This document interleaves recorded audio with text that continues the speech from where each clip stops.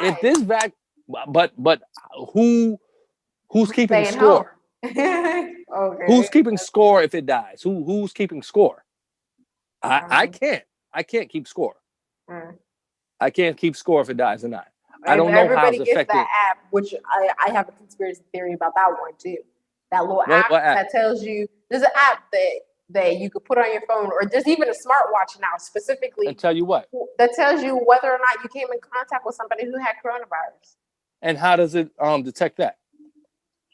I guess people put their information in a database. Oh, I guess. okay. Like, how else would you know? You know what I mean? Somebody else would have to have the app, and then you would put in the app, I got the virus. So after the person has been diagnosed by a physician, that automatically goes in the system. No, I think they have to put in the person themselves. Yeah, I think so. Get out of here. How it works. Hold on, my fault. Hold on. If you don't got, hold on. I'm not. Oh, listen. If you told a convicted pedophile that he himself has to put himself on that, what's that thing? Watchdog? Yeah, I think it's called Watchdog. Watch list. He ain't gonna do that. But now, if the legal system tells him he has to do it, he's gonna do it. So if why? That's not the same. It's kind of the same. Why does it matter if because some people might not want people to know that they got it. It could help. It could mess them up financially. It could mess up something. Then they wouldn't have the app. Is what I'm saying. Huh? Then they wouldn't have the app. Oh, so they have to have the app. Oh, I got you. Okay, yes. I got you. Okay. Because I'm like, yo, they ain't doing it. Okay, but like that's like telling people, most people that got HIV don't let other people know. You know what I'm saying? No, I mean, no, you don't. I'm just saying. Yeah. Unless they have to. Unless they have to, yes. Unless they have to. Sex partner or whatever. So, shit, some of them don't let people know. Well, that's another topic. But here's another issue with this virus, though. So supposedly there's a disparity between the communities that are receiving the vaccine and the order in which they're receiving it. So supposedly, talk about that. The Black and Latino community are either getting the vaccine later than the more suburban or affluent neighborhoods or communities, or they're not getting enough.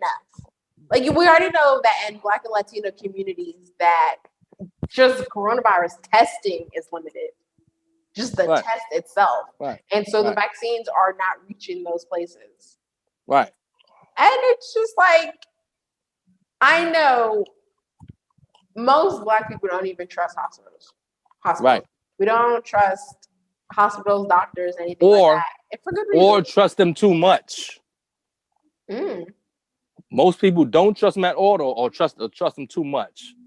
For real. Or think, oh, hey, he'll take care of me. Get out of here. What you mean he'll take care of you? You know what I'm saying? Wow. Nah, it's crazy, man. So they're saying that the suburban areas have the vaccines, and they have the resources to be tested more than the Black and Latino communities. Right. That's what they're saying? Yes. Really? I mean, that's what I'm saying. Yeah. So, I mean, that's what I'm saying. Issue, but it's just that's an issue. How do we rectify that? Hold on. First, do Black people need to take the vaccine? Huh? Do Black people need to take the vaccine? Do Black people need to take the vaccine? I don't know. I don't know. Like I told you, I'm using two people as templates. I got my father that took it the other day. I'm gonna see how he feeling, and I'm gonna ask the health professional from Jamaica that I used to work with how she feel about it, because these are people that I trust. My father, I'm gonna see what's going on with him physically, and her, I trust her. Her word. Yeah. On what she feel about it. You know what I'm saying? And the fact that she has had a person that died from corona and was opposed to the flu shot. Gia, what's going on? It's your boy, Quan John, here reading Motivational Motives. It's a bona fide manuscript. It's a book of real life parables, quintessential quotes, and reasons to reflect It can be purchased in Amazon, Target, Walmart, Barnes & Nobles, and over 40,000 international mom and pop shops. So get your copy, 100.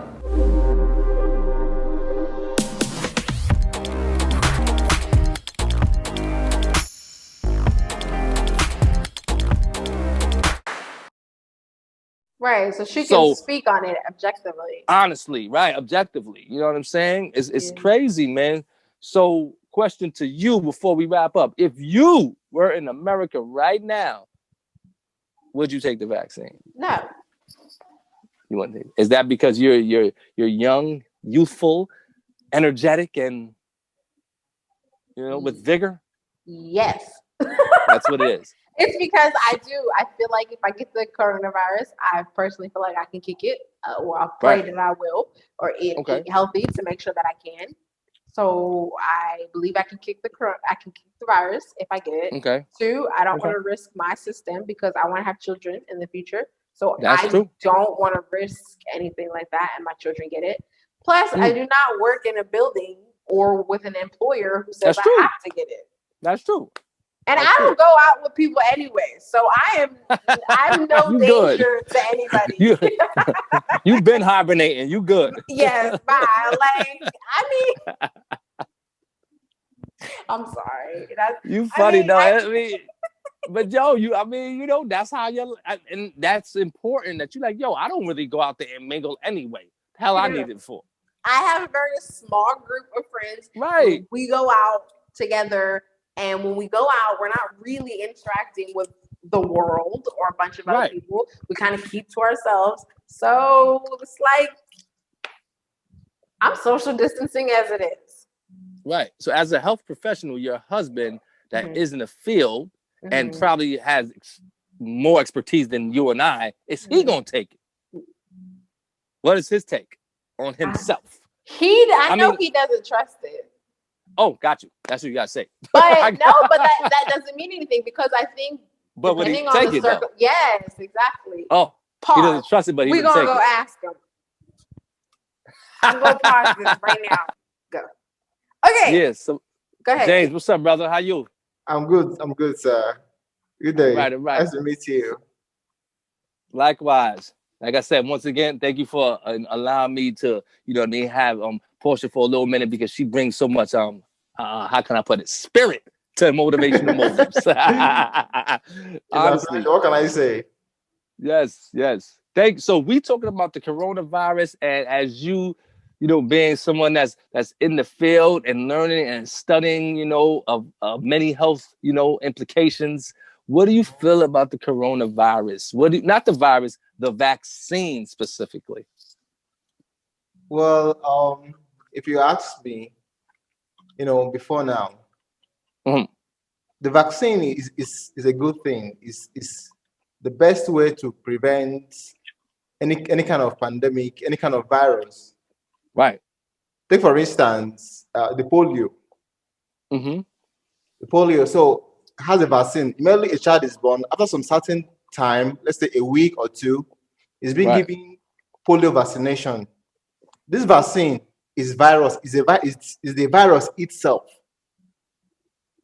Are you getting me? Right. Let's say for instance, the polio, that's the polio virus. The vaccine is the virus itself. But scientifically, the virulence, that's what gives it ability to be dangerous or to cause death in humans, has been scientifically removed. Got you.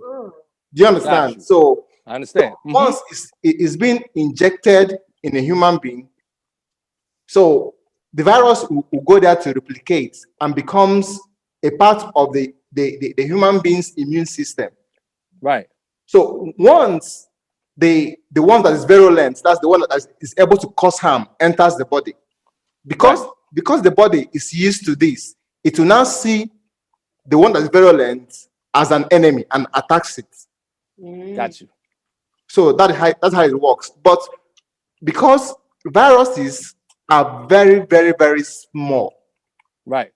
They are very, very, very small. And the virus doesn't attack the bloodstream. You understand? Right. It's not like what do you call it? It's not like fungi. Like, right. Other bacteria, you know, yeah. Right. Virus is considerably very, very little. Okay. You understand? And it attacks the immune system, not the bloodstream. So it is very difficult. That's why when if you take up, it's very difficult to get to it because of how little it is, and it has a protective shield that protects from even from drugs, from temperature. That is why it is very dangerous. Wow. You understand? So before a vaccine can be produced, it has to go through series of testing, of testing. Like they have to test it in human beings or animals after to see if there's an after effect it has on a human. You understand? But in the case of coronavirus, because at the verge to produce a vaccine that will be able to cure this pandemic, the whole process is being rushed. Yeah. You understand? Absolutely. We've not taken time to test the after effects of this. And other scientists, let's say pharmacists, they have other ulterior motive. Probably they are gain oriented. They want to make gain. So that's why they are quick in releasing it so that they can make money. That's right. You understand? So nobody has taken time to look at the health implications of this vaccine. Although it's a good thing, but what at the long run, what is the potential health implications of this vaccine? That's the question. So my point is that they've not taken enough time to really, put this vaccine in a trial mode before we can say yes, it is safe to give it to a human. Right. So that is the problem. Although it's a good thing, but for now we cannot weigh the benefits and the disbenefits. So you would encourage people in that are, let's say the state specifically, because we're being affected by it, greatly. You encourage people to take it, no matter if they. Oh wow! Honestly, from a professional point of view, talk to me. I won't encourage anybody. Although coronavirus is very deadly, but I wouldn't encourage anybody that is close to me to take the vaccine. Why not? Because, like I said, it is still at the trying stage. It has not. You understand? It's not come to perfection because we don't know the after effect. We don't know the cons of the vaccine. We don't know. That's right. Yeah. So we need to give like 10 years of trial and proper research. Right. Before you can say, okay, yes, this vaccine is that even if there are cons, maybe it should be like 2%. Right. I guess my point. Hello. Interesting. Yeah, I'm here. I'm listening. I'm just thinking about what you're saying. So for now, I won't advise anybody to to take the vaccine.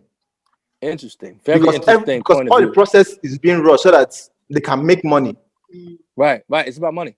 It's all about money, if you ask me for now. So the best thing anyone can do is make sure you protect yourself. Make sure you observe regular hand washing, wear your face mask everywhere you're going. Observe proper, hygiene. Right. For now. Right. So, and eat healthy. Right. And do things that encourage a healthy immune system, man. Exactly. That will boost the immune system. That's right. But for the vaccine, no, I think it is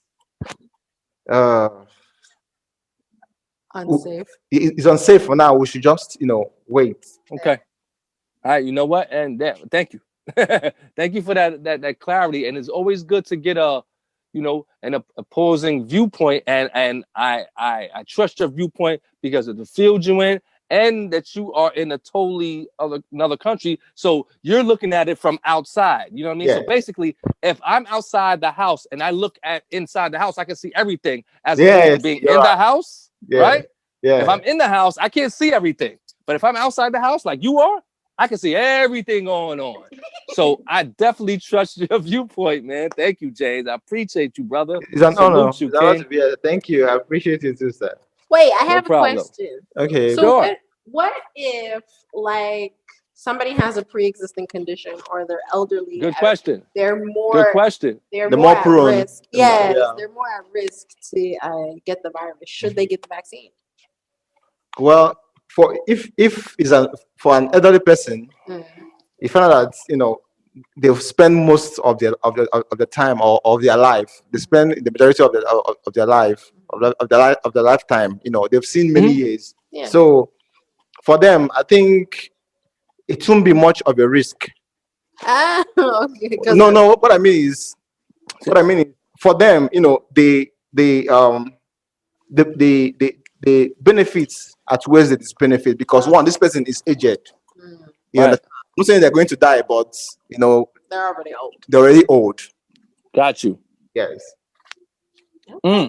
That's just, so exactly. So that's what we'll do. That's what we'll do in the medical field. Maybe in surgery, or I'm a health worker. I'm a radiography. Radiography means using radiation to examine or cure diseases. Right. Human body. That's radiation. So there's some tests we want to carry out, but we'll look at if the benefits outweighs the risk. Do you understand? Let's say for instance, a pregnant woman is not supposed to undergo radiation like X-ray, any form of radiation. If a woman is pregnant, we don't carry out any radiological examination on the woman because of radiation can cause what we call mutation, gene mutation in a fetus, whereby causing this deformation when the child is born, that the child might be deformed. So any pregnant woman, we don't carry out radiological examination. But sometimes in a situation when you look at maybe this woman, maybe she had she's in a motor accident or road accident. It's an accident and her life is at risk. And if we don't carry out the examination, she might die. So in that situation, we will say the benefit outweighs the risk. You understand? So because if she survives, she can get pregnant some other time and give birth. But if she dies, she'll never get pregnant again. So that's what I'm saying. In the situation of in the case of an elderly person, because they have lived most of their life, most of their years, so we can say that the benefit outweighs the risk. Are you getting the point? I'm not saying that their life is immaterial or their health is immaterial. Yes, but for them whom that their immune system is already compromised, so it will be better for an elderly person to get the vaccine because one, their immune system is already compromised. So the benefit outweighs the risk. Because the risk here we're talking about is we don't know about the after effect. I get in the point. We don't know maybe over the years, let's say 2 or 3 years, what the effect of the vaccine might be. But for somebody who is already aged and the immune system is low, and if the person doesn't get the vaccine and gets the virus, the person might die. So it is best for the person to get the vaccine because the benefit outweighs the risk. Yes.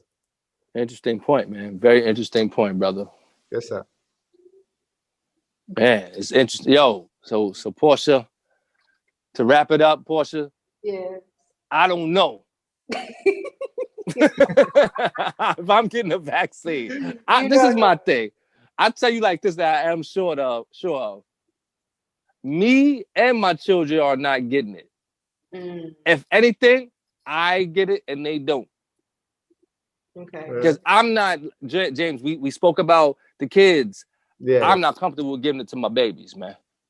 I would take it before I give it to them because, I have, I have lived a lot of my life and I can leave my resources to them. That's the point I was trying to make. Right? Yes. I've lived my life, man. So my babies, they got a long, long life to live. I will not give it to my babies, man. For real. This is a crazy topic, and I'm quite sure we're gonna come back and talk about it much more, Portia Mystique, because it ain't over. People just started taking this vaccine, man. Woo! Man, it's crazy out here, man. But you know, I thank y'all. You know what? Portia Mystique, any final words about the coronavirus and the vaccine? I mean, I do feel like it is about money. You know, Definitely. It was rushed. Money and politics. Money, exactly. Money and politics. We didn't even talk about politics. Everything's political.